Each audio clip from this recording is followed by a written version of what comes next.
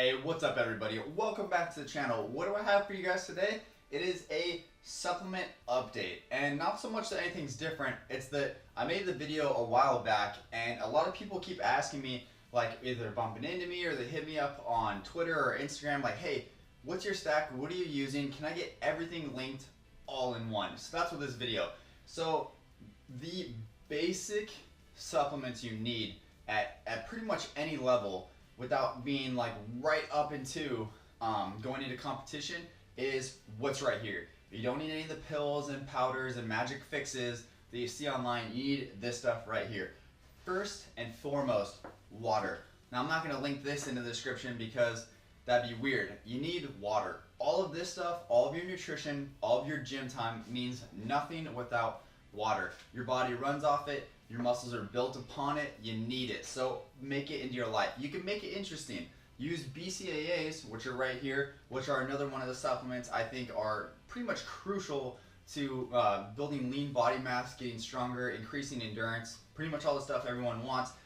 You can make it interesting. BCAAs, branched chain amino acids. Essentially, your muscles are built upon chains of amino acids, and this replenishes what is lost through high endurance and long sessions at the gym. This stuff will keep you going. It's going to help continuously fuel your muscle with hydration. Rolling right next into the another one, which is creatine. Now this stuff is the biggest overthought supplement pretty much in the entire supplement industry, because people think if you take it you're going to get really bloated and huge and it's going to make you look out of shape. It's actually far from it. A lot of people have that misnomer because like 10 years ago people were taking like 50, 60 grams of creatine, and it does make you bloated. It does increase your cellular hydration so where you look puffy.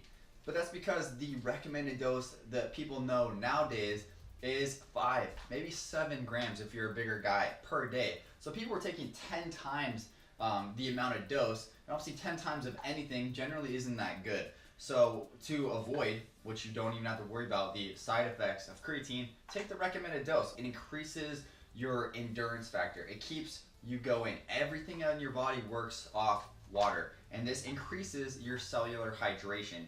So it's really crucial. Will it increase your size? A little bit, a small amount. It's not going to make you look yoked overnight, but it will increase your overall volume. And it's not one of those things where you have to cycle on and off it. It's just water going into your cells. So if you stop taking it, you will lose a little bit of the size because you are like dehydrating essentially. So you don't have to cycle off this. You can take it over and over and over and over. It's just helping your muscles and your cells get water. Now speaking of muscle creation, without protein, perhaps not in a dog food size bag, you really need it to gain lean body mass. But a lot of people screw that up too. In the simplest of equations, if you will, the best way to think about it is if you weigh 180 pounds, you take that divided by 2.2, which is going to get your weight in kilos. Now, depending on your goal, you're going to come across a chart. Now, it's going to start right here. We're going to say like 0.8, which is obviously less than 1. That's to lose / barely maintain lean body mass. So if you're on the heavier side and you're trying to come down from weighing 300 pounds, that's probably the number for you.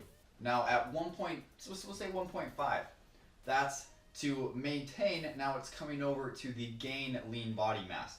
So that's a good amount. If you're a skinnier guy and you're trying to put on lean body mass, 1.1 or 1.5 grams per kilo of body weight is going to be your number. Now if you're an experienced lifter and you're lifting 5 days a week and you put in like 2-3 hours like we do, 1.1 to 1.5 is probably not going to cut it.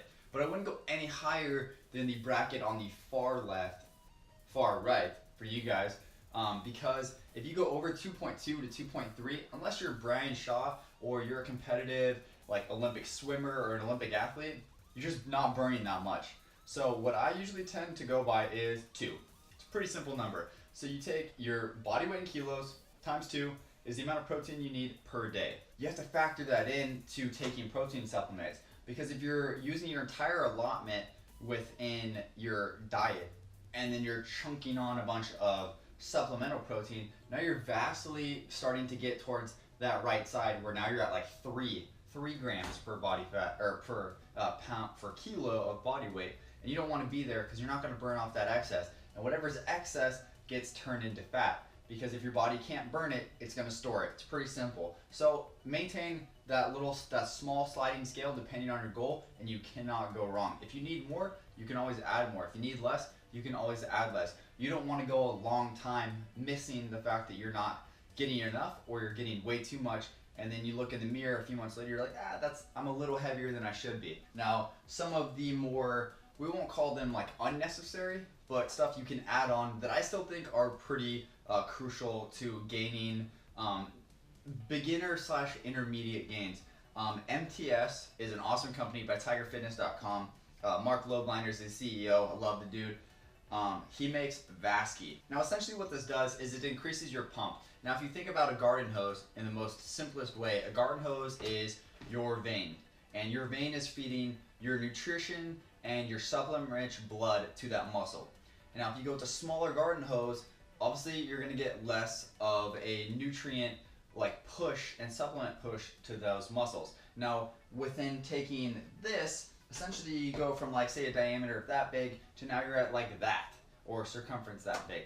So you're increasing the blood reaching the muscle, thus the nutrition and supplements reaching the muscle, which is increasing the ability to promote better and bigger muscle growth. The least necessary, but I still think necessary, supplement that I run is pre-workout. Now for pretty simple reason.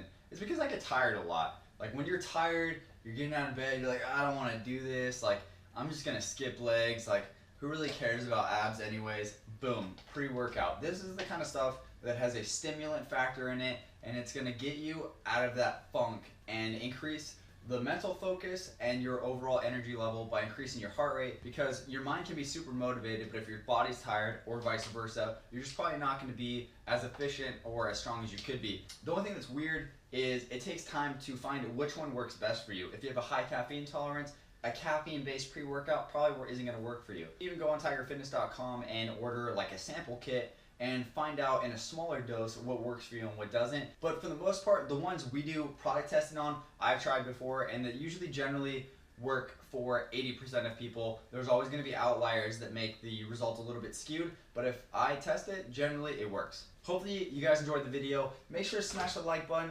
Continue the awesome support you guys have been giving this channel. You guys are unreal. If I don't say it enough, you guys are the tried and true 253 community, and I love you guys for it. All that stuff aside though, get out there, smash a gym session, make those gains happen, but most importantly, take it easy everyone.